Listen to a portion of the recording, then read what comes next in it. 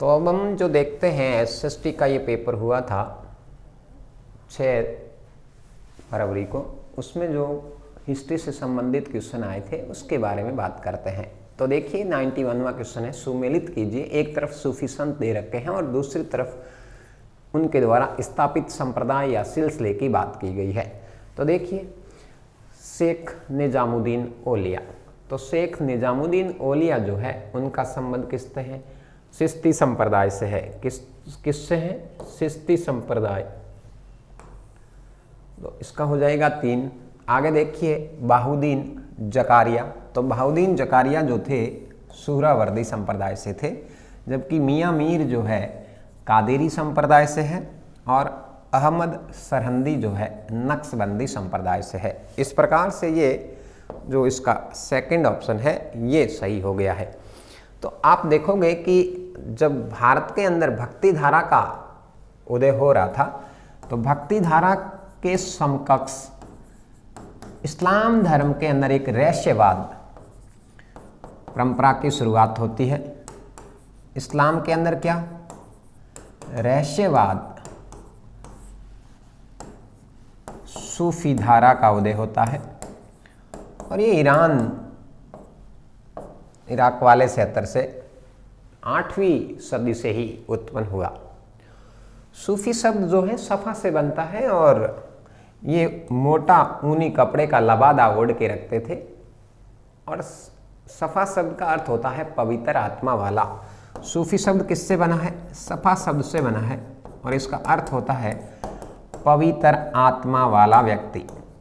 ठीक है, तो ये भारत के अंदर भी जब तुर्कों के आक्रमण हुए और मोहम्मद गोरी के साथ में ख्वाजा मोइनुद्दीन चिश्ती आते हैं, अजमेर में अपना खानका बनाते हैं, उसके बाद में यहाँ भारत में अन्य सिलसिले भी आते हैं। तो वैसे अगर देखा जाए इन सूफी सिलसिलों की जो संख्या है, संख्या बताई जाती है कितनी? 12। भारत के अंदर उनका मूल रूप से 6 का प्रचलन दिखता है, जबकि अबुल फजल के आईने अकबरी के अंदर आईने अकबरी ने सिलसिलों की संख्या कितनी बताई है? 14 बताई है। तो ख्वाजा मोइनुद्दीन चिश्ती, उसके बाद में आप देखोगे तो हिमनुद्दीन नागौरी भी चिश्ती संप्रदाय से ही थे, जो नागौर कर्मस्थली बनाते हैं। शेख निजामुद्दीन औलिया की कर्मस्थली कहाँ होती है? दिल्ली होती है, इनकी खानका दिल्ली है और ये गयासुद्दीन तुगलक के समकालीन होते हैं। और गयासुद्दीन तुगलक जब बंगाल अभियान गया था तो उसने औलिया को दिल्ली छोड़ने का आदेश दिया। तब औलिया ने कहा हजूर अभी दिल्ली दूर अस्त है, और ये दिल्ली पहुंचने से पहले ही गयासुद्दीन की मृत्यु हो जाती है। इसके बाद में आप देखोगे इनके आगे उत्तराधिकारी के रूप में आते हैं कौन? निजामुद्दीन औलिया के उत्तराधिकारी में आप देखोगे तो फरीद जो है, फरीद आते हैं। देन उसके बाद अगर मैं बात करूं अमीर खुसरो की, तो अमीर खुसरो भी निजामुद्दीन औलिया के ही शिष्य थे। तो इस प्रकार से ये यहाँ पर कादरी, सुहरावादी, चिश्ती, नक्शबंदी, ये सूफी सिलसिले स्थापित होते हैं। नेक्स्ट देखिए, भक्ति आंदोलन का प्रारंभ किया गया था। तो भक्ति आंदोलन का जो प्रारंभ है वो दक्षिण भारत से होता है, वो और किसके द्वारा होता है? आलवार संतों के द्वारा। आलवार संतों में आप देखोगे मतलब वैष्णव संत जो है, वैष्णव संतों के द्वारा किसकी शुरुआत की?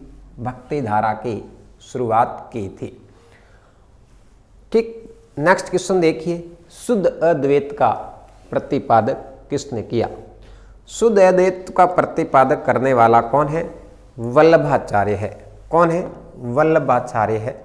इसके अलावा आप देखोगे रामानुज की अगर हम बात करें तो रामानुज ने विशिष्टाद्वैतवाद, रामानुज ने कौन सा दर्शन दिया था? विशिष्टाद्वैतवाद द्वैतवाद का दर्शन दिया। इसके अलावा मध्व की अगर हम बात करें, मध्वाचार्य ने द्वैतवाद, मध्वाचार्य ने क्या दिया था? द्वैतवाद दिया। और वल्लभ ने शुद्धाद्वैत दिया। और शंकरदेव की अगर हम बात करें तो शंकरदेव कहाँ के थे? आसाम के वैष्णव संत थे और इन्होंने आसाम के अंदर नव वैष्णव धर्म की स्थापना की। कौन से? नव वैष्णव धर्म की स्थापना की। तो इसका 93 का सही आंसर क्या होगा? वल्लभाचार्य होगा। ठीक, आगे बढ़ते हैं। 94 क्वेश्चन देखिए, निम्नलिखित में से कौन सुमेलित है? इसका मतलब 3 गलत दे रखे होंगे और 1 सही है। तो पहला देखिए अद्वैतवाद। तो अद्वैतवाद जो है, अद्वैतवाद दर्शन किसका है? शंकरा का है। किसका है? शंकराचार्य का है। तो पहला गलत हो गया। विशिष्टाद्वैतवाद अभी हमने बात करी थी, तो विशिष्टाद्वैतवाद जो है किसका है? रामानुज का है। इसके बाद द्वैताद्वैत की बात करेंगे तो द्वैताद्वैत का संबंध किससे है? द्वैतवाद का संबंध किससे है? मध्व से है। तो इसका ये सही होगा। और द्वैताद्वैत की बात करते हैं। द्वैतवाद तो हो गया किसका? मध्व का। और द्वैताद्वैत किसका होगा?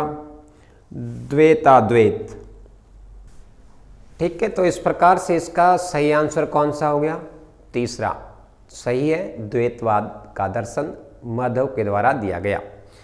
क्वेश्चन नंबर 94 देखते हैं, निम्न में से भक्ति संतों का सही कालक्रम क्या है? तो इसके अंदर आप देखिए, गुरु नानक है, चैतन्य है, मीराबाई है, कबीर है। सेकंड ऑप्शन में कबीर, मीराबाई, चैतन्य और गुरु नानक है। थर्ड में कबीर, चैतन्य, गुरु नानक व मीराबाई। चौथा कबीर, गुरु नानक, चैतन्य और मीराबाई। तो इसके अंदर चौथा आंसर सही होगा। सबसे पहले कबीर का जन्म होता है। ठीक, देन उसके बाद में ननकाना साहिबा के अंदर गुरु नानक का जन्म होता है और फिर चैतन्य महाप्रभु का दक्षिण भारत में जन्म हुआ। देन उसके बाद में 15वीं शताब्दी के अंत के अंदर आप देखोगे मीराबाई जो है राजस्थान में राव रतन सिंह राठौड़ के घर पे जन्म लेती है और 1498 ईस्वी में इसका जन्म कुड़की गांव में होता है। तो इसका सही आंसर जो है चौथा होगा। नेक्स्ट देखिए, अगले क्वेश्चन में आप देखते हो 96 से, निम्नलिखित में से कौन बरकरी संप्रदाय से संबंधित है? तो ये बरकरी संप्रदाय जो है कहाँ पे है? महाराष्ट्र में भक्ति धारा जो है वो बरकरी और धरकरी के नाम से जानी जाती है। महाराष्ट्र में जो भक्ति धारा चल रही है, या मैं ऐसे कहूँ कि मराठों के अंदर जो भक्ति धारा चल रही है उसके 2 स्वरूप दिखाई देते हैं। एक तो है बारकरी और दूसरी है धरकरी। बारकरी और धरकरी। अब बारकरी जो संप्रदाय है इसका मतलब क्या हुआ? भगवान विट्ठल के जो भक्त है उसको हम क्या कहेंगे? बारकरी कहेंगे। क्या कहेंगे? बारकरी। भगवान विट्ठल के भक्त क्या कहलाते हैं? बारकरी। और महाराष्ट्र के अंदर 4-5 जो विट्ठल के या वैष्णव धर्म से संबंधित संत हुए हैं प्रमुख, उसके अंदर आप देखोगे संत ज्ञानेश्वर है, फिर कौन है? एकनाथ है, नामदेव है और तुकाराम है। कौन कौन है? संत ज्ञानेश्वर, एकनाथ, नामदेव और कौन है? तुकाराम है। तो ये सारे के सारे जो थे वैष्णव धर्म से संबंधित है और विठोबा जो है मंदिर वो इनकी प्रमुख केंद्र या पीठ मानी जाती है। आगे देखिए 97। तो 96 का सही आंसर क्या हो गया? नामदेव हो गया। कौन हो गया? नामदेव। ठीक, देन इसके बाद में आप देखोगे 97, निम्न में से कौन सा रचना संत तुलसीदास की है? तो तुलसीदास हिंदी के महान कवि माने जाते हैं या हिंदी के महान साहित्यकार जो मुगल काल में अकबर के समकालीन होते हैं। हिंदी के महान साहित्य और कवि ठीक किसके समकालीन है? अकबर के समकालीन है, लेकिन ये कभी अकबर के दरबार में नहीं आए और अकबरनामा में भी इसका ऐसी जानकारी नहीं मिलती है। तो इनके द्वारा जो लिखे गए ग्रंथ हैं उसमें गीतावली भी है, विनय पत्रिका भी है, कवितावली भी है, बरवे रामायण भी है, जानकी मंगल है। इसके अलावा आप देखोगे पार्वती मंगल भी है इनका एक ग्रंथ। कौन सा है? पार्वती मंगल है। इसके अलावा इनकी दोहावली भी है। कौन सी है? दोहावली है। इसके अलावा और अगर ग्रंथों की मैं बात करूं तो कौन कौन सा होगा? अवतार मंगल। कौन सा है? अवतार मंगल। ये सारे किसने लिखे? ये सारे के सारे जो है संत तुलसीदास ने लिखे। इसका मतलब सभी सही है। नेक्स्ट देखिए, अगला क्वेश्चन देखिए, मीराबाई के संबंध में असंगत कथन नहीं है। ध्यान रखना, नहीं पूछा है कि इनमें से कौन सा कथन जो है गलत नहीं है।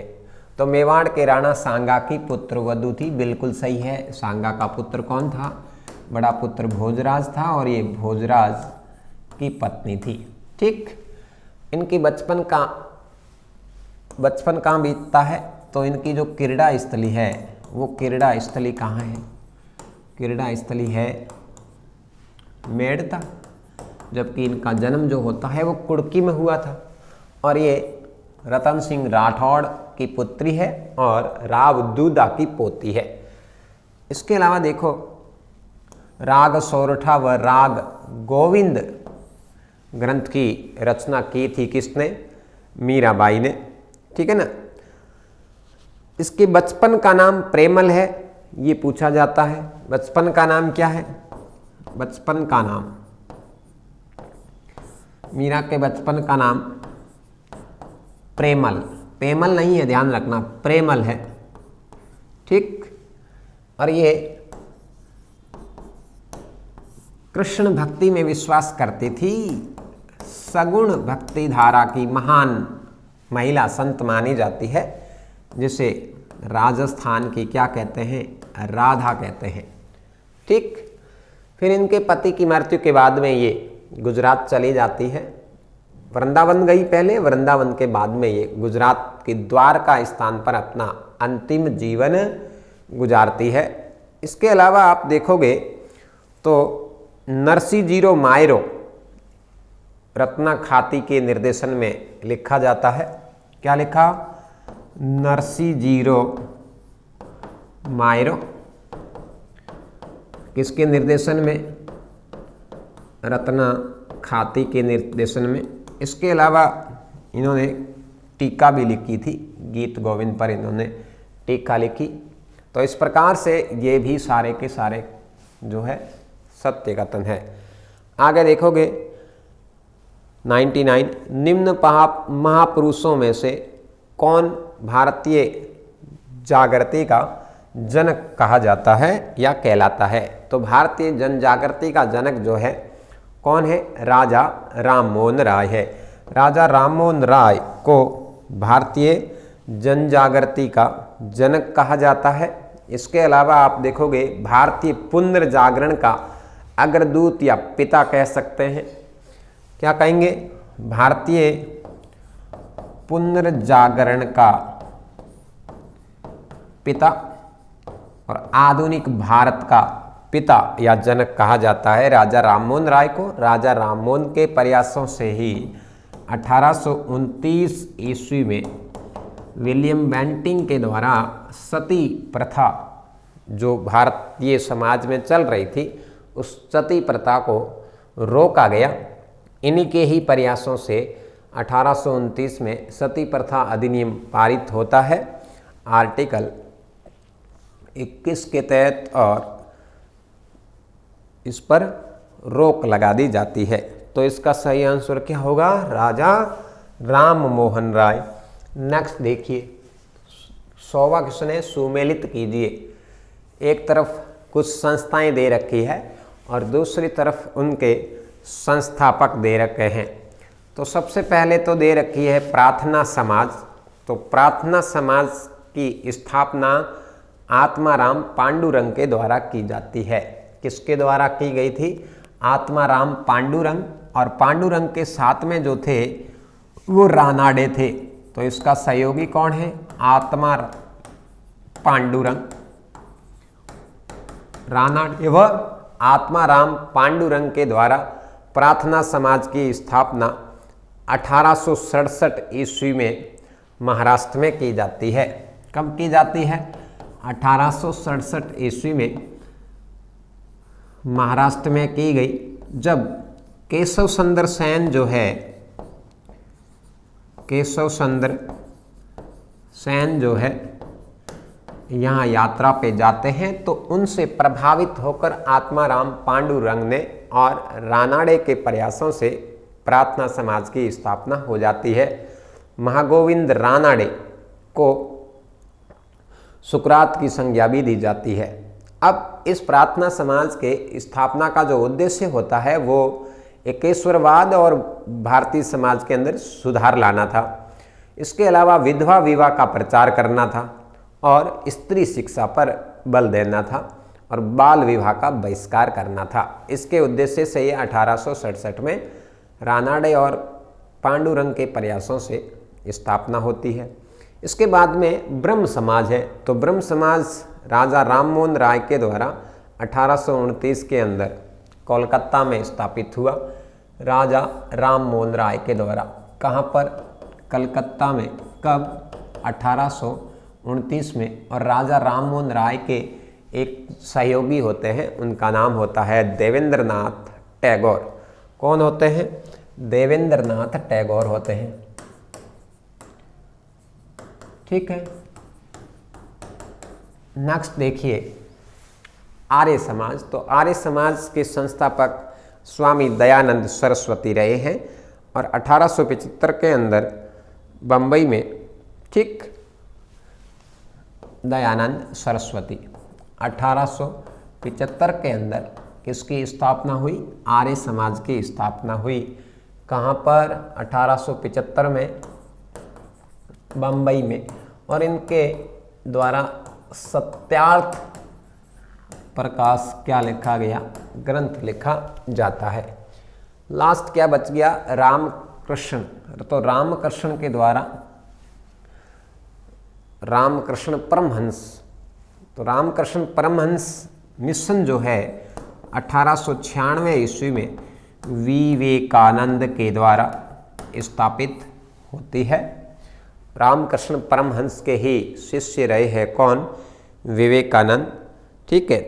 और 1893 के अंदर विवेकानंद ने शिकागो विश्व धर्म सम्मेलन में भाग लिया था।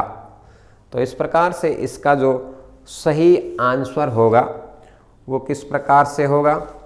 तो इसका जो सही आंसर है वो 4, 1, 3 और 2। तो ये लास्ट चौथा ऑप्शन इसका सही होगा। नेक्स्ट देखिए अगला क्वेश्चन। ब्रह्मा समाज, रामकृष्ण मिशन और आर्य समाज में क्या समानता थी? ये जो तीनों समाज सुधारक संस्थाएं हैं इसमें समानता क्या थी? तो इसमें आप देखोगे पहला ही ऑप्शन सही है। तीनों ही राजनीतिक उद्देश्यों के लिए नहीं बनी, बल्कि तीनों ने ही देशभक्ति की भावना के लिए विकास में क्या किया था? सहायता दी थी। तो इस प्रकार से ये पहला ही ऑप्शन क्या है? बिल्कुल सही है। क्वेश्चन नंबर 102 क्या कह रहे हैं? निम्न में से कौन सा कथन सत्य नहीं है? सत्य नहीं पूछा है। पहला स्टेटमेंट है डॉक्टर एनी बिसेंट थियोसॉफिस्ट थी। तो ये तो बिल्कुल सत्य है। डॉक्टर एनी बिसेंट जो है थियोफिस्ट ही थी। ये एनी बिसेंट आयरलैंड की होती है। कहाँ की होती है?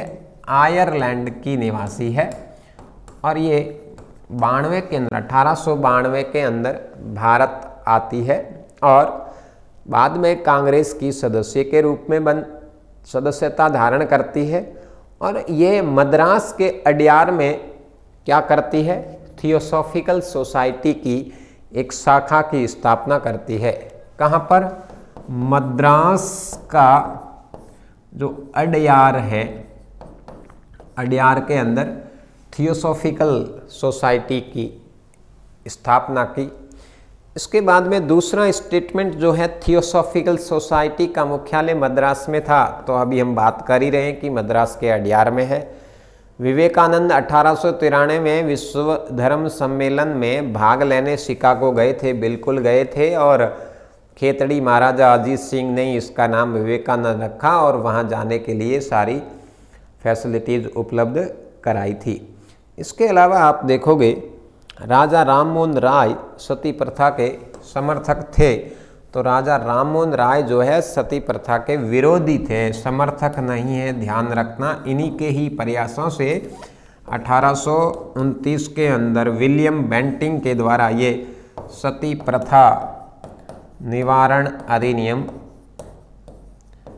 लेकर आने में सफल होते हैं। तो इसका गलत आंसर जो होगा या गलत स्टेटमेंट कौन सा है? चौथा है।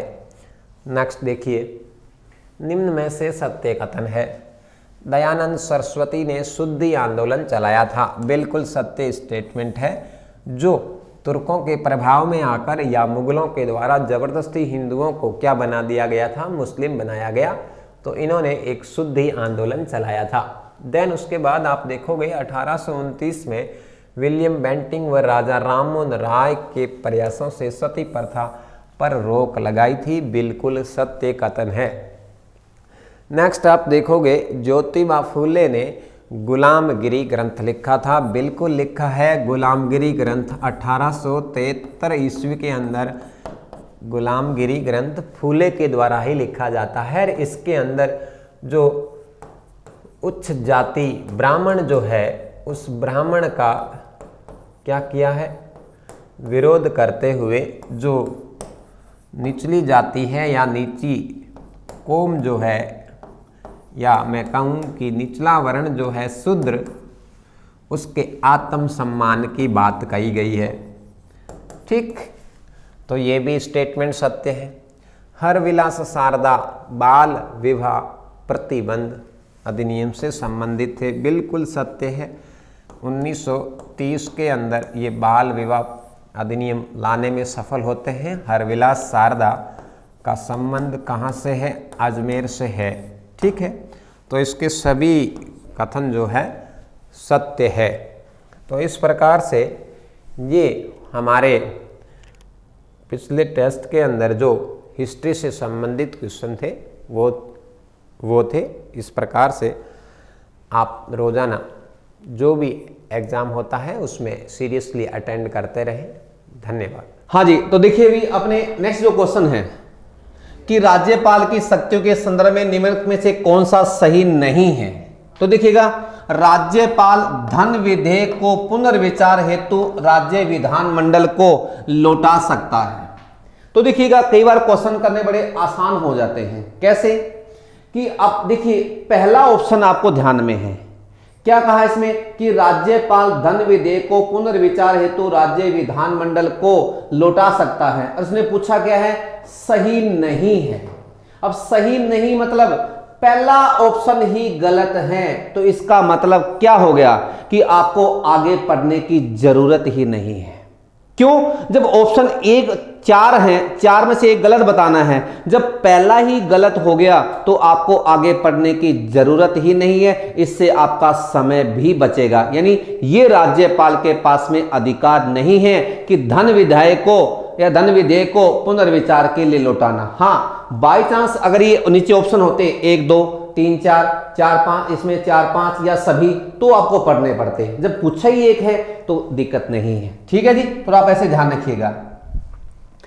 1992 में राजस्थान में अनुच्छेद 356 के अंतर्गत उद्घोषणा के समय निम्नलिखित में कौन राजस्थान का राज्यपाल था? तो यानी एम चन्ना रेड्डी, ये आप ध्यान रखना है। तो यानी इस बात को देखिएगा कि राजस्थान में आज तक 4 बार अनुच्छेद 356 का प्रयोग हुआ है। जैसे पहली बार 1967, दूसरी बार 1977, तीसरी बार 1980 में और चौथी बार 1992 में। और जिसमें क्या पूछा है, इसने 1992 में पूछा कि अनुच्छेद 356 के प्रयोग के समय राज्यपाल कौन थे, तो वो एम चन्ना रेड्डी थे भी। उसके बाद देखिएगा सुमेलित करना है, बड़ा आसान है। देखिएगा जैसे सबसे पहले क्या बोला कि राज्यपाल के पास में कार्यपालिका संबंधी शक्ति किस में है, अनुच्छेद 154 में है। तो देखो भी आप कि बी का एक, अब बी का एक किस में है, ये लीजिएगा, बाकी आपको पढ़ने की जरूरत ही नहीं है। कई बार ऐसे ही आसान हो जाते हैं, अगर आपको बाय चांस एक ही ऑप्शन आ रहा है, दूसरा आपको आता ही नहीं है, तो देखिएगा इससे कितना आसान हो गया। क्या बोला जी, किसमें कि राज्यपाल के पास में कार्यपालिका संबंधी शक्ति किसमें है, अनुच्छेद 154 में है, यानी बी का क्या हो गया एक। अब बी का एक देखिएगा इसमें ही है, तो इसका मतलब आसान हो गया ना। अब जैसे क्या बोला ए का 2, अब ए की बात करें अनुच्छेद 56 में क्या है कि राज्यपाल के पास में कार्यकाल की बात करते हैं। अगला क्या बोला भी देखिएगा इसमें सी का 4, अब सी का 4 है, इसमें क्या है राज्यों के राज्यपाल। उसके बाद में क्या कहा डी का 3, अगर डी के 3 की बात करें, ये लो ये ऑप्शन।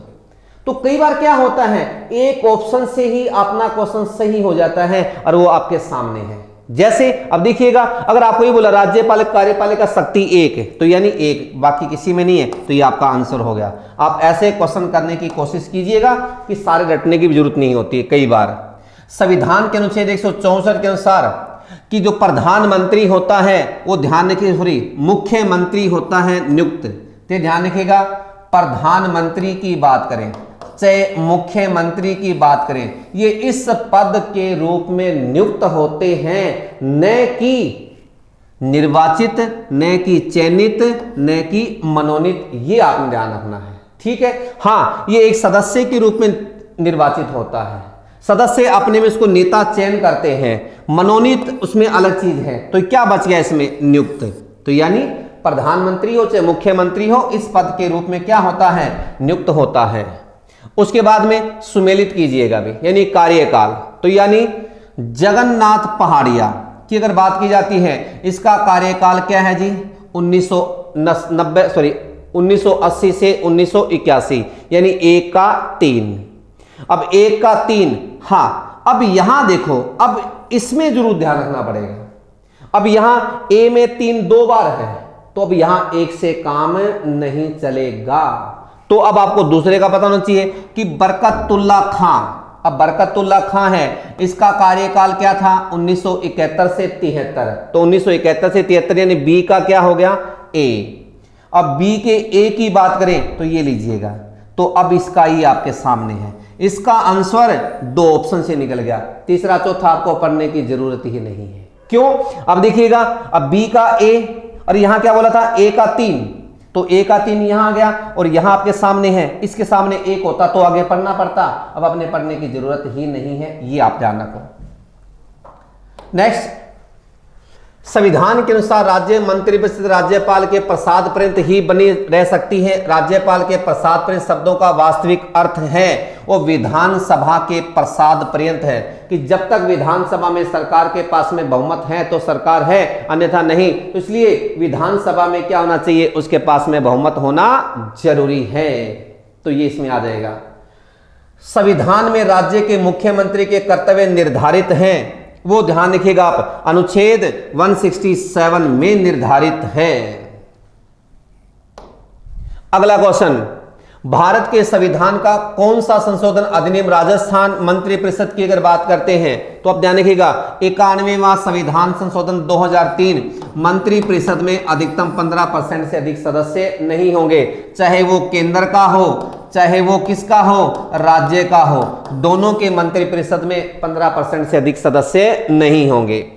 मंत्रिमंडल यानी कैबिनेट शब्द का प्रयोग संविधान के किस अनुच्छेद में हुआ है, यह अनुच्छेद 352 में हुआ है। 44वां संविधान संशोधन 1978 मोरारजी देसाई के समय ऐसा किया गया, यानी अनुच्छेद 352 में मंत्रिमंडल शब्द का उल्लेख है और कहीं भी नहीं है जी। ठीक है जी। तो देखिएगा इसमें भी राजस्थान में मंत्रिपरिषद की अधिकतम संख्या कितनी हो सकती है।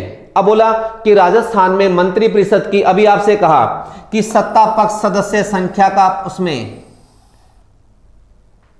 यानी इसमें क्या कहा, सॉरी इसमें आंसर क्या आएगा कि राजस्थान विधानसभा की सदस्य संख्या का 15% न कि सत्ता पक्ष में, कंफ्यूज मत होना भी, यानी विधानसभा की कुल सीटों का कितना होना चाहिए, 15% होना चाहिए, न कि सत्ता पक्ष की सदस्यता। सत्ता पक्ष में तो कई बार क्या है, सीटें कम हो सकती हैं। जैसे वर्तमान में बात करें, जब सरकार उसमें बनी थी 15वीं विधानसभा में, तो कांग्रेस के पास में सीटें 100 थी। अब 100 का 15% थोड़ी होगा, बल्कि किसका है ये, 200 का 15% है, न कि 100 का 15% है।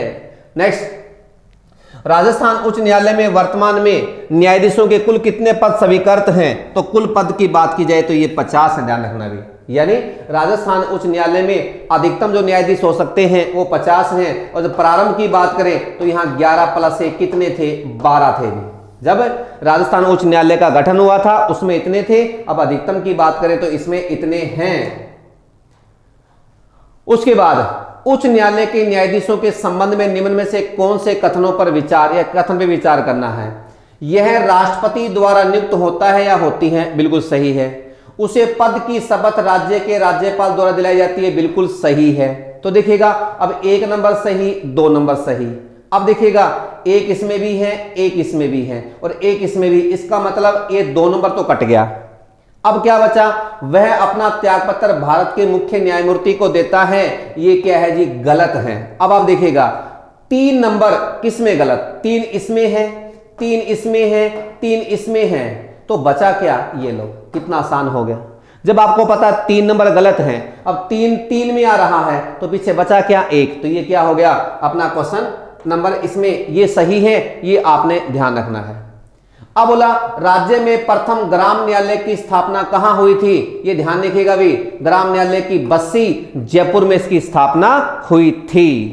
नमस्कार दोस्तों, देखो आपके जो टेस्ट हुआ है 6 फरवरी का, उसके जो बहुत शानदार प्रश्न आपके इस पैनल ने दिए हैं बनाकर, तो 116 जो क्वेश्चन है वह राज्य में प्रथम ग्राम न्यायालय की स्थापना कहाँ हुई, ठीक है ना।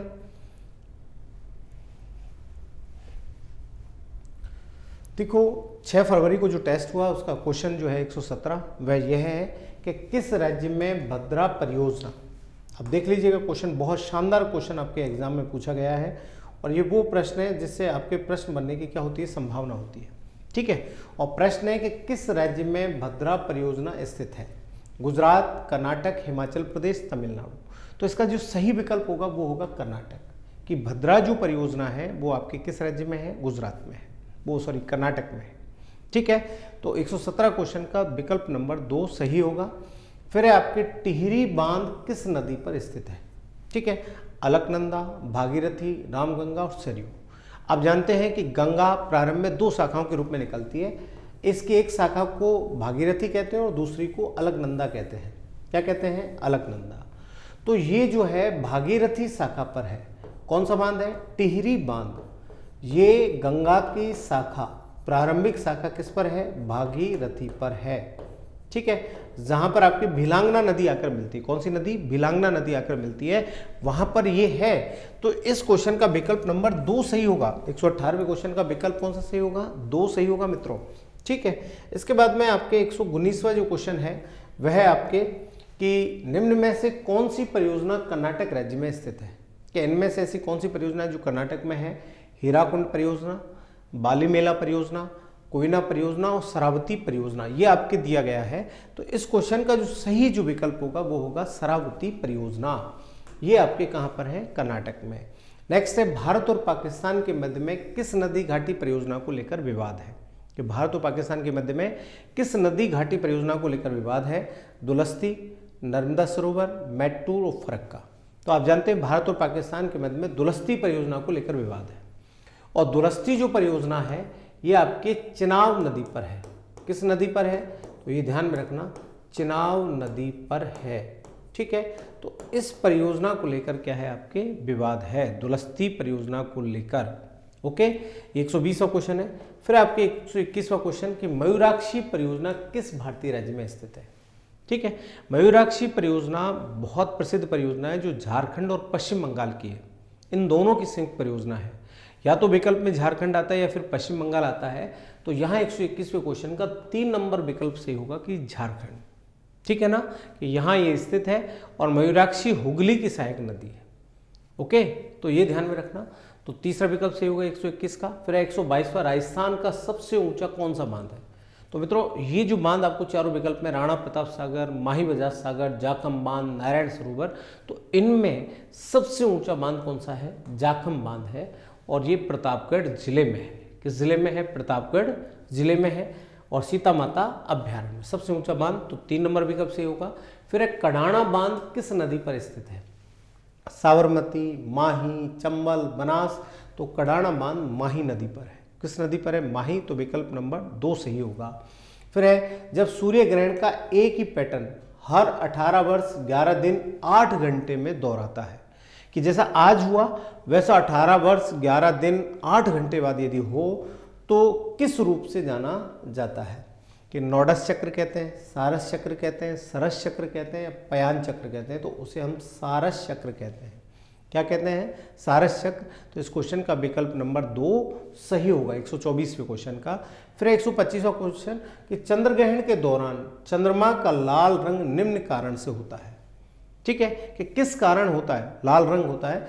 अंतरिक्ष में धूल के कारण, चंद्रमा के वायुमंडल में धूल होने के कारण, पृथ्वी के वायुमंडल में धूल के कण होने के कारण, और उपयुक्त में से कोई नहीं। तो देखो, चंद्रमा का लाल रंग दिखाई देने के कारण है, पृथ्वी के वायुमंडल में धूल के कण होने के कारण चंद्रमा का रंग कैसा दिखाई देता है? लाल, क्योंकि वहां लाल रंग का प्रसरण होता है। तो 125वें क्वेश्चन का विकल्प नंबर 3 सही होगा। नेक्स्ट है आपके 126वां क्वेश्चन कि ग्रहण से आप क्या समझते हैं? कि ग्रहण क्या होता है? कि किसी खगोलीय पिंड का पूर्ण अथवा आंशिक रूप से ढक जाना या पीछे आ जाना, चंद्रमा द्वारा प्रकाश का आंशिक या पूर्ण रूप से अवरोधन, पृथ्वी से प्रकाश का आंशिक या पूर्ण रूप से अवरोधन, सूर्य द्वारा प्रकाश का आंशिक या पूर्ण रूप से अवरोधन। बड़ा शानदार क्वेश्चन आपके दिया गया है।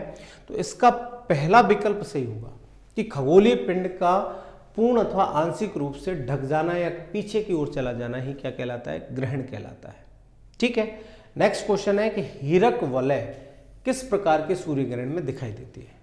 तो देखो, सूर्य ग्रहण 2 प्रकार के होते हैं, पूर्ण और आंशिक। जब पूर्ण सूर्य ग्रहण होता है तो ऐसे समय सूर्य का वलयकार भाग चमकता हुआ दिखाई देता है, ये वलयकार भाग, और बीच का भाग चंद्रमा से ढक जाता है। तो जो बाहर का भाग चमकीला दिखाई देगा ये आपके क्या कहलाता है? हीरक वलय कहलाता है। तो ये पूर्ण सूर्य ग्रहण के समय होता है। तो पहला विकल्प सही होगा, हीरक वलय। ठीक है। नेक्स्ट आपके क्वेश्चन है कि जब सूर्य और पृथ्वी के मध्य में चंद्रमा आ जाए।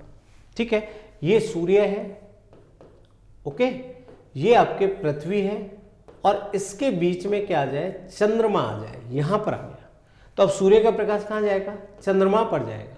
तो ये जो स्थिति होती है ये आपके सूर्य ग्रहण की स्थिति होती है। किसकी ग्रहण की होती है? सूर्य ग्रहण की स्थिति होती है। और सूर्य ग्रहण की स्थिति को हम युति कहते हैं। जब सूर्य, पृथ्वी और चंद्रमा एक सीधी रेखा में आते हैं तो उसे सिजगी कहते हैं।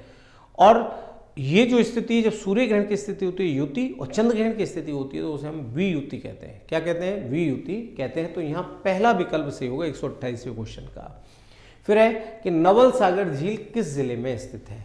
तो ये ध्यान में रखना, नवल सागर झील जो है वो बूंदी में है, और यहाँ जल के देवता वरुण का मंदिर भी है इस झील में। ठीक है, तो चौथा विकल्प सही होगा। इसके बाद में भरतपुर नहर का उद्गम स्रोत है, कि भरतपुर नहर का उद्गम किससे होता है? भाखड़ा नांगल बांध, जवाई सागर बांध, पश्चिमी यमुना नहर और गुड़गांव नहर। तो भरतपुर नहर का उद्गम पश्चिमी यमुना नहर से होता है। किस नहर से होता है? पश्चिमी यमुना नहर से होता है। ये आपको ध्यान में रखना है। फिर इसके बाद में है बड़ा शानदार क्वेश्चन, आपके कल्चर के क्वेश्चन आते हैं कि मीनाकारी को पहचान दिलाने वाले चित्रकार जिन्हें 1988 में पद्मश्री सम्मान से क्या किया गया? सम्मानित किया गया था। गिरीश कुमार, कुंदन सिंह, कुदरत सिंह और मान सिंह। ये चारों आपके ऑप्शन में है कि किसे किया गया? तो कुदरत सिंह को किया गया। तो विकल्प नंबर 3 सही होगा। 131वें क्वेश्चन है जालोर का हरजी गांव क्यों प्रसिद्ध है? बहुत शानदार प्रश्न कि हरजी गांव क्यों प्रसिद्ध है। 4 विकल्प में हाथी दांत, मोचड़ी, मामाजी के घोड़ा या टेराकोटा के लिए मतलब इन चारों में से किसके लिए प्रसिद्ध है? तो ये ध्यान में रखना कि ये मामाजी के घोड़ा के लिए प्रसिद्ध है। कौन सा? जालौर का हरजी गांव। तो इसका विकल्प नंबर 3 सही होगा। कौन सा सही होगा? 3 सही होगा। नेक्स्ट है आपके 134वां क्वेश्चन कि जयपुर में ब्लू पोट्री निर्माण की शुरुआत किसके काल में की गई?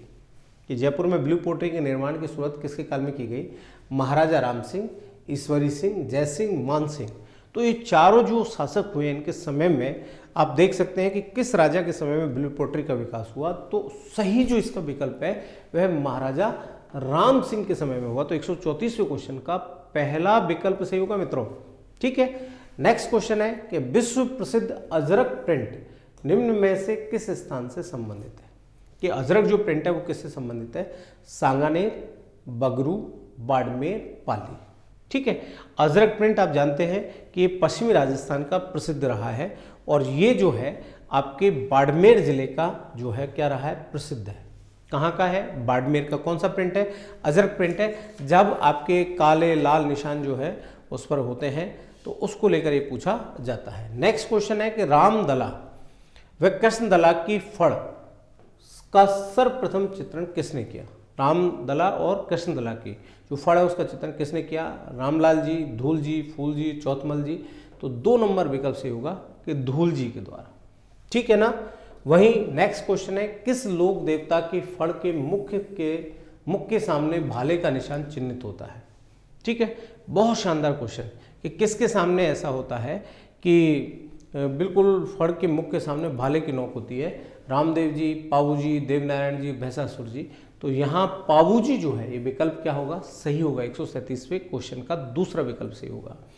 नेक्स्ट है कि राजस्थान में बागरी जाति के लोगों द्वारा चोरी के लिए जाते समय किस फड़ का पूजन किया जाता है? कि ऐसी कौन सी फड़ है जिसका वो पूजन करते हैं? कि रामदल्ला, कृष्णदल्ला, भैंसासुर, रामदेव जी, पाबू जी। तो वो भैंसासुर की जो फड़ है उसका क्या करते हैं? पूजन करके फिर चोरी करने जाते हैं। ठीक है। बहुत अच्छा क्वेश्चन। वहीं 139वां क्वेश्चन है कि हाल ही में रामलाल जी भोपा व पतासी देवी भोपण द्वारा अमेरिका में किस फड़ का वाचन किया गया?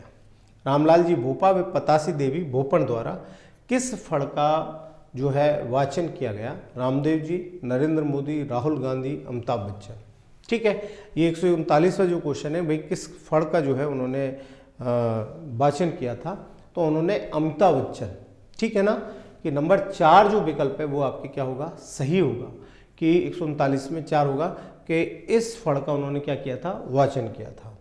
नेक्स्ट में आपके क्वेश्चन है 140 कि रामदेव जी की फड़ का चित्रण किसने किया? ठीक है। दबूजी चितेरा, चौथमल चितेरा, कानाराम चितेरा या इनमें से कोई नहीं? कि रामदेव जी का फड़ का चित्रण किसने किया था? ठीक है। ये पूछा जाए तो ये चौथमल चितेरा ने किया। विकल्प नंबर 2 सही होगा। ठीक है ना। तो 140वें क्वेश्चन का विकल्प 2 से ही होगा। फिर है भारत में विषयों के समन्वित स्वरूप की ओर सर्वप्रथम प्रयास किसने किया? ये आपके मेथड के क्वेश्चन आते हैं कि Mahatma Gandhi, doctor Radhakrishnan, doctor Rajendra Prasad, doctor VR Ambedkar. कि भारत में विषयों के समन्वित स्वरूप की ओर सर्वप्रथम प्रयास किसने किया? यदि ये क्वेश्चन आपको पूछा जाए तो बहुत सरल है। बिल्कुल हमारे जो राष्ट्रपिता रहे महात्मा गांधी जो राष्ट्रपिता हैं उन्होंने ये समन्वित जो स्वरूप है उसके लिए क्या किया? सर्वप्रथम प्रयास किया।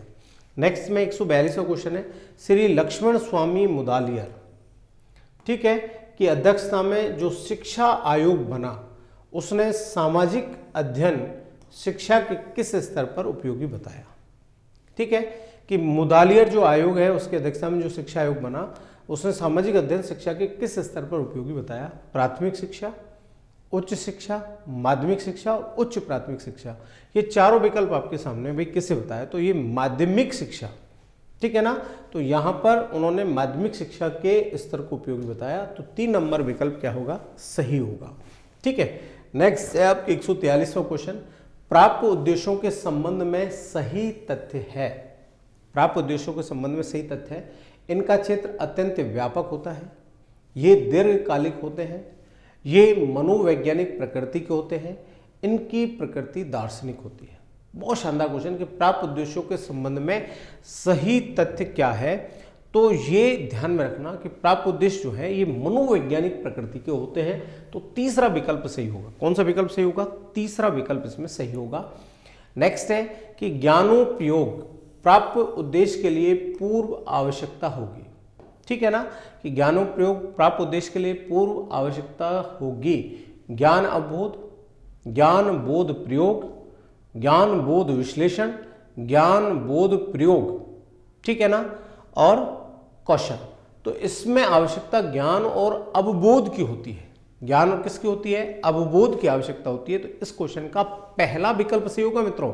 किसका? 144वें क्वेश्चन का। बहुत शानदार प्रश्न है।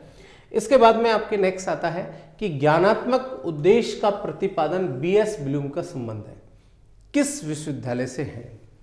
तो बीएस ब्लूम का संबंध किससे है? शिकागो, कैम्ब्रिज, स्टैनफोर्ड और ये आपके ओहियो दिया हुआ है। तो ये शिकागो जो विश्वविद्यालय है उससे संबंधित है। तो यहां इसका पहला विकल्प सही होगा। कौन सा विकल्प सही होगा? पहला विकल्प इसका क्या होगा? सही होगा। ठीक है ना। फिर है मानचित्र, ग्राफ, मॉडल, प्रोजेक्ट, प्रतिवेदन, चार्ट, सूची किस उद्देश्य में सहायक है?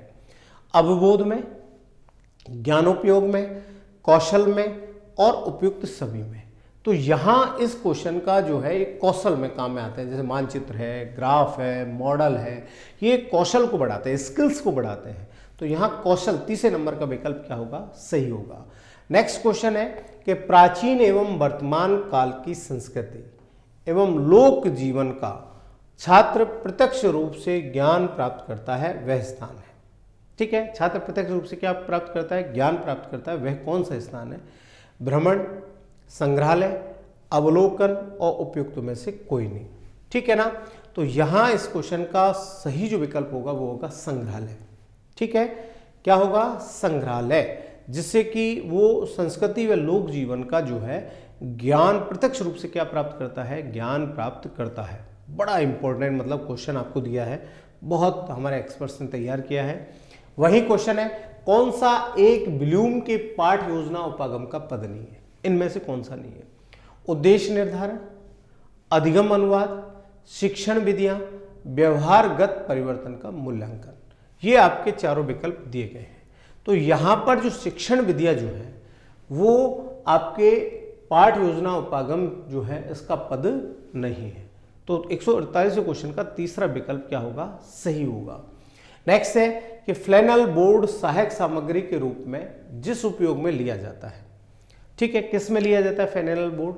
तो ये ध्यान में रखना है, चित्रों की विस्तृत कर प्रदर्शित करने में, चित्रात्मक सामग्री को प्रदर्शित करना, फिल्म स्ट्रिप्स को प्रदर्शित करने में, स्लाइड्स के प्रदर्शन में।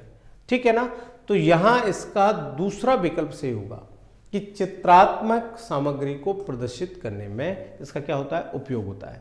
लास्ट क्वेश्चन इस टेस्ट का बड़ा अच्छा क्वेश्चन है कि राजस्थान में प्राथमिक स्तर के सामाजिक अध्ययन के पाठ्यक्रम का निर्धारण करने वाली संस्था है। प्राथमिक शिक्षा स्तर के सामाजिक अध्ययन के पाठ्यक्रम का निर्धारण करने वाली संस्था कौन सी है? एनसीईआरटी, एनसीटीई, एसआईईआरटी और माध्यमिक शिक्षा बोर्ड। तो देखो, ये जो प्राथमिक स्तर के जो कोर्स है उसका निर्धारण एसआईईआरटी के द्वारा किया जाता है। तो 150वें क्वेश्चन का तीसरा विकल्प सही होगा। ठीक है, तो ये ध्यान में रखना है। मैंने इन सारे क्वेश्चनों को जवाब आपको बताए हैं। इसी तरह के सॉल्यूशन लेकर आपके बीच हमारी जो प्रयास टीम है वो आपके बीच उपस्थित होती रहेगी। बहुत बहुत आपको धन्यवाद। Thank you.